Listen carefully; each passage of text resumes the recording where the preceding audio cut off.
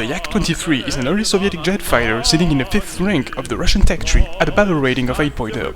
And in order to understand what is this weird-ass wheel plane capable of, let's add a little bit of context first. At the end of the Second World War, the Soviet Engineering Bureau Yakolev was kindly asked by the highest government authority of the Soviet Union to make a plane go very fast, with of course a very generous deadline.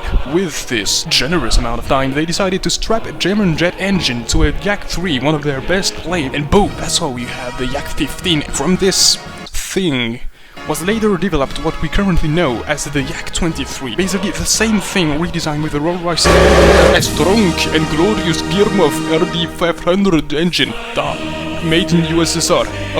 Yes. So yes, it got some upgrades clearly, but it's basically just a jet-powered Yak-3, which sounds really stupid, and trust me it is, but the combined lightweight of this airframe and the colossal thrust of a jet engine give this plane a thrust-to-weight ratio of about 0.5, which makes this plane able to accelerate at ridiculous rates at low speeds. And accelerating hard as fuck is not the only thing this plane can do. Remember, it's a Yak-3. A very angry Yak-3, but a Yak-3 nonetheless. So it's also pretty good at turning, like really good at turning, which makes this plane one of the best dogfighters in the entire game. In addition to all of this, it's also armed with twin 23mm cannons.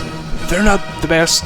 They're pretty good when they're not too busy spoiling. Since most of this plane's performances rely on the lightweight of this aircraft, you need to get rid of everything unnecessary. Extra fuel, blowout parachute, get that shit out, you won't need it. Take minimum fuel and climb at a 20-degree angle so you don't end up in the front line unless you want to spend your entire game dancing flamenco. Your best bet is to look for a furball to appear and dive right in it. It's very simple. In order to know if you can or can't kill your opponent, follow this cool murder chart I made you. If it turns, it's dead. It's true for every plane you can encounter except for the Me-163 and its whip equivalent. Only engage these lads if you have a solid energy advantage, and avoid dogfighting them at all costs. It's not impossible to kill them in close combat, but it's the most dangerous opponent you'll face in a dogfight. Keep in mind that the main weakness of this plane is its top speed, which is around 850 km per hour. Many opponents cannot run you, and even if you can catch some of them, going at high speed with this plane is not recommended, as it will turn your machine into a flying fridge. The Yak-23 compresses at around 700 km per hour and has no air brakes, so